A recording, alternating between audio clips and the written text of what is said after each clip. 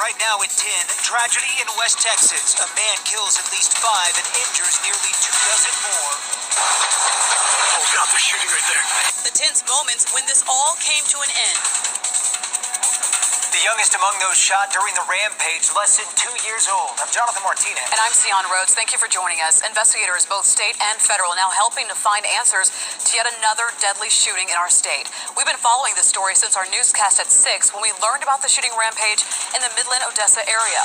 Our Sally Mamdou has been looking into this story. She is live now in the newsroom with the very latest. Sally? As federal officials and police continue to look into the motives behind this shooting, over a dozen victims are recovering tonight from their injuries. Oh God, they're shooting right there. Several cars hit with bullets paint that chaotic afternoon in Midland, Odessa after a man randomly opened fire.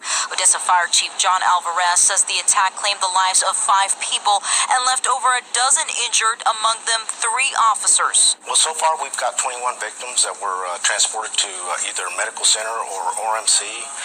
We've also had some that were transported to Midland Memorial Hospital. So that's the count at this point. Odessa police say the shooting rampage began at a traffic stop when a DPS trooper attempted to stop a gold Honda. When the DPS troopers got the car stopped, he was then shot by the occupant of the car. The vehicle continued westbound into the city of Odessa and shot an individual. Police say the suspect continued driving and fired at several others. Then he abandoned his car and stole a mail truck. While driving the mail truck, police say the man kept on firing at people. The shooting sent panic into the streets as police post to Facebook urging people to get off the roads as they continue to look for the shooter. Oh my God! The suspect then heads to the local movie theater where he's met with several law enforcement agencies who, after exchanging gunfire, killed the suspect. This was a joint effort by just a multitude of departments to find this animal and bring him to justice. Vice President Mike Pence reacted to the shooting as he prepared to fly overseas. At the President's direction, we deployed the full resources of the federal government. They're on site. The President spoke to the Attorney General. The FBI is already assisting local law enforcement. Governor Greg Abbott released a statement which reads in part, "The First Lady and I are heartbroken over this senseless and cowardly attack, and we offer our unwavering support to the victims, their families, and all the people of Midland and Odessa." The governor is expected to be in Midland, Odessa tomorrow morning. We're live in the newsroom. Sally Mamdou, KPRC, Channel 2 News. Since this happened, we've seen a lot of speculation on the internet. Michelle Choi is verifying the rumors you may be seeing tonight. In the wake of tragic mass shootings like these, there's a lot of information that comes out. Some of those claims true, others false. In regard to the deadly shooting spanning Midland and Odessa, first, there is a claim saying 3 law enforcement officers were shot. We can verify this as true. According to Texas Department of Public Safety, one of their troopers was shot at the initial scene. A Midland police officer and an Odessa police officer were also among the injured.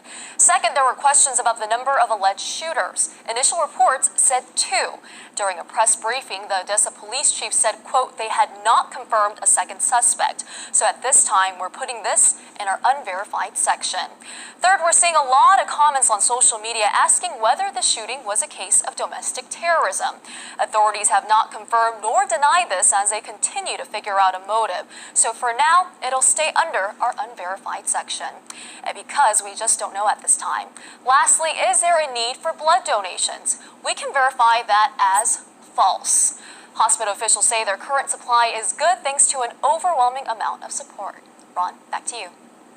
Thank you so much, Michelle. Do you have something you want verified? 7:45, we just want to give another update. Again, some things are starting to come into focus a little more. Like I started off with earlier, it's very important to me, to y'all, to know that first and foremost, that to start this healing process starts within, and that this community needs to love each other and pray for each other and pray for the victims and their families. That's most important, is to remember those people and to grab onto your loved ones tonight. I want to update you on what's happening right here at Medical Center, of what we have going, and I've got some updated numbers, and I'll try to go through those quickly but accurately. A minute ago, earlier when I came out, I reported 14 here. That number is 13. One of the people we had was caught in the action. It was not related to this incident. So the number is 13, okay?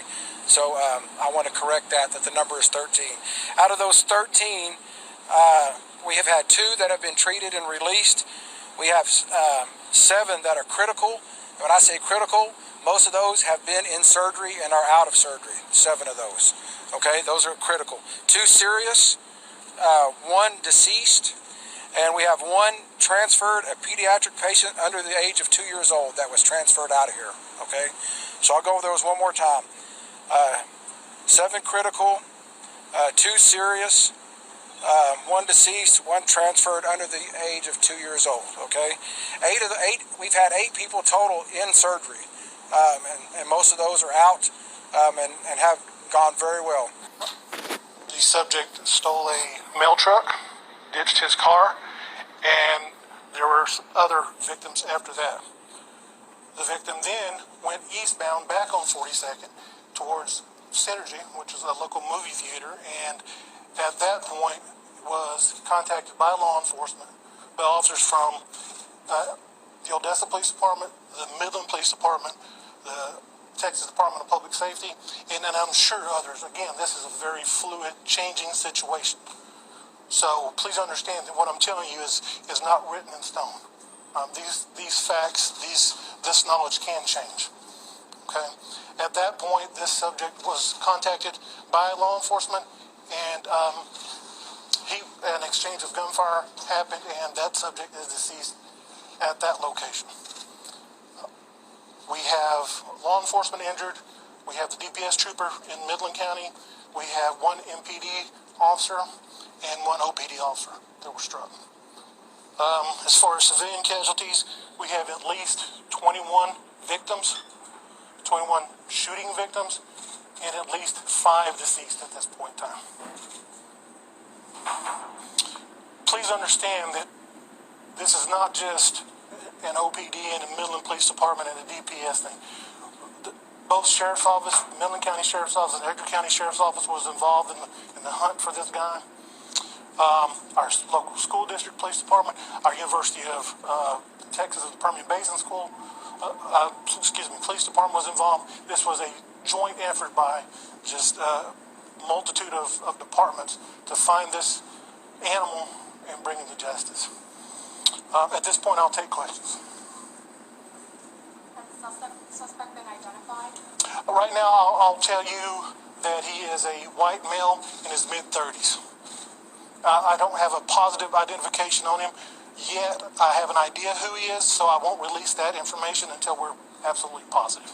Are there any current active shooters going on at this time? We've had calls, which is to be expected, because obviously our citizens are a little jumpy after this, which is also to be expected. But once this individual was taken out of the picture, there have been no more victims. Is there a reason to believe that there is a second suspect that is on the loose?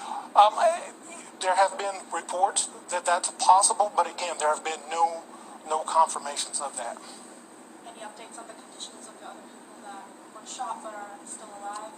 I can't tell you that right now, and you know, the big thing is it's so chaotic still at the local hospitals that it's very difficult to get that information. A lot of people on Facebook are searching for family members they probably are not able to get a hold of. What's the idea behind that, and how we can keep in contact with the hospital and other law enforcement? Well, again, once we are able to compile a list of victims' names, we can absolutely put that out.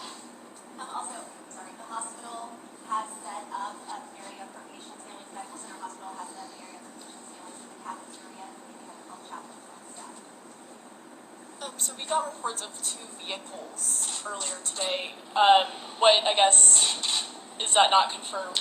I think what the issue with that was that you had the original vehicle and then you had the mail truck. At one point we didn't know that was the same person, but that is confirmed now. Same person. Anything else? Do we know what kind of firearm was used? Was it a gun? Was it a shotgun? Obviously it was a gun. At this point I'm really not sure. And then how did the incident begin? Again, it started with the traffic stop, the attempted traffic stop by the UPS. Precautions for the general public? You know, I would tell people to still be cautious, still try to stay in their residences if all possible. We do believe that we have the threat contained, but I can't be 1,000% positive that that's the case at this point. It might be way too early to tell, but any motives that you guys are?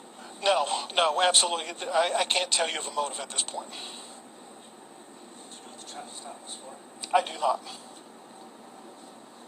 Do you know how much of the postal employee that I guess their truck was hijacked? At this point, I don't know. I would assume that he's part of the victim list, but I'm not sure of his status. I saw an ECISD bus going down 191. Are you guys using the school transportation to help with victims or patients or anything like that? Not to my knowledge. No. Okay. Thank you, guys. I'm going to go back to work, and we will update you periodically. Okay.